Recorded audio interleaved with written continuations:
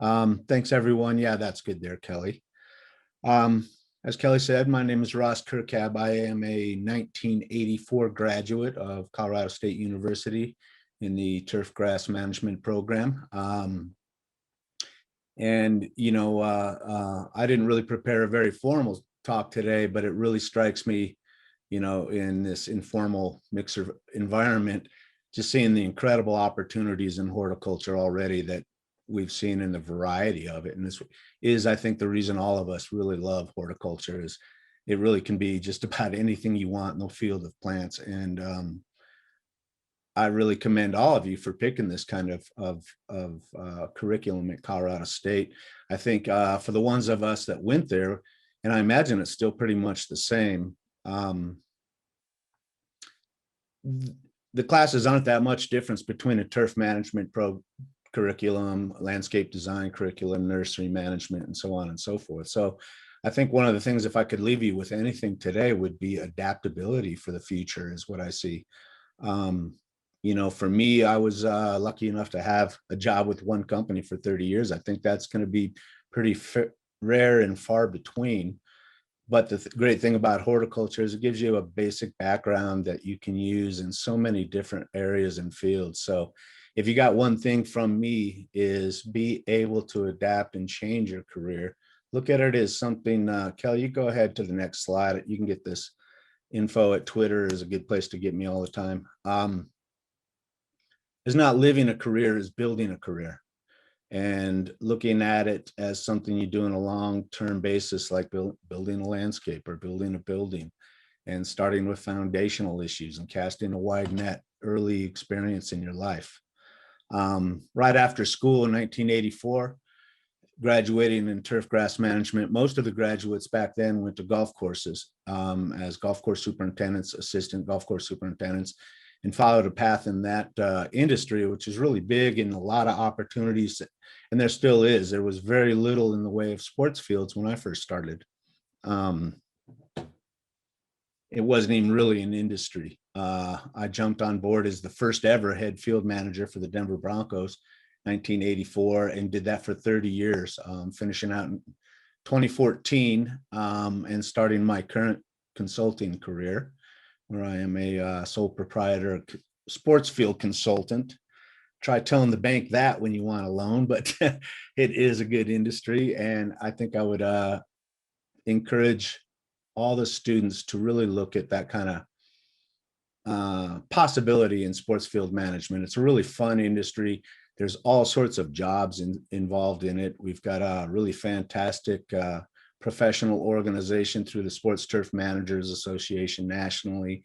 We've got a chapter here in Colorado that meets 4 times a year. I think we've built it in 30 years into a pretty good industry. There are a lot more jobs than there are graduates right now. We've seen some declining numbers at some of the turf schools, along with a red hot, before the pandemic at least, a very red hot sports turf industry. Pandemic wise, that kind of split us in half. The maintenance part of it, kids in except for maybe professional or high-end university, are really not getting together and playing sports for most of the year, contact sports especially, although that's changing now. But the construction end of the sports field industry has been red hot, just like all construction ends of it. So I think another key point, adaptability in building your career, and soils. I go to soils all the time. If you know soils, soil science, soils management, and you drill those fundamentals in constantly over the course of your career, you're never going to be without work. A good soil scientist can work in any aspect. Any of these people you see tonight probably have very good use for people that know their soils from one time or another. So that's the second thing I would kind of leave for you. The great thing I like about the sports field industry is the aspect of fun. Working maybe at the professional level, but even at high school, municipalities, parks and recreation, you're never generally going to be the head boss of anything. But, after you get out of that meeting in the morning, you go out on the field and you start working, you are your own boss and you're outside all day. Then when you get to game day, you get to see what you've created that week. You get to see the excitement from the athletes and the fans, maybe the television audience that sees what you did that week. And there's a real sense of accomplishment in that. In a few minutes, we've got, or maybe next, Drew coming up, who's a big Pittsburgh Steelers fan. And I was teasing him earlier about the next slide I'm going to leave you with. Quite honestly, I hope we mostly get question and answers going in this. I get the most out of, I think any student would get the most out of it, just asking all sorts of any kind of questions. There's no such thing as a dumb one, and everyone will get more out of it. But I'll leave you with this little audio clip. You'll see a black, if Kelly can play it, you'll see a black screen. It's just audio.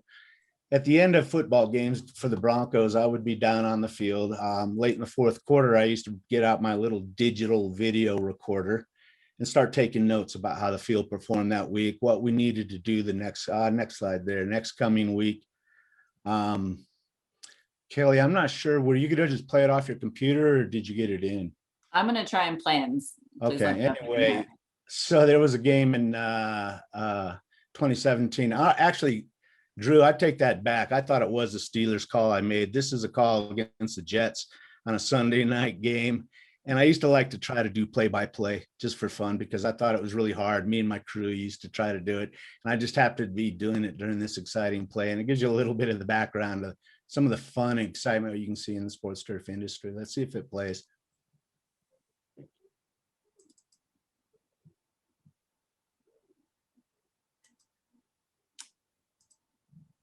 Well, give me a sec.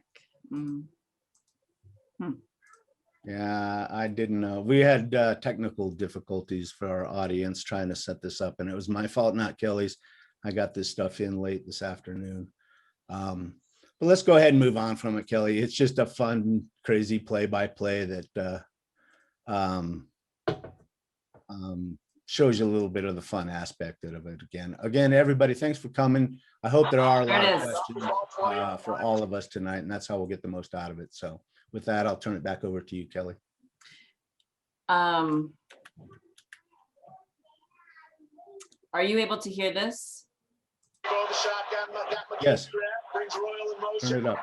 Takes a handoff, drops back, throws over the middle. He's got it! Oh! He's got that! Got it! He's got that! Got it! Oh! I don't know how well that all came through. We'll move on from the silliness and back to you, Kelly.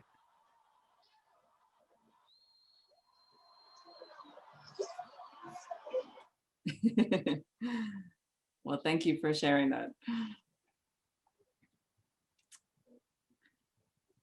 Excellent.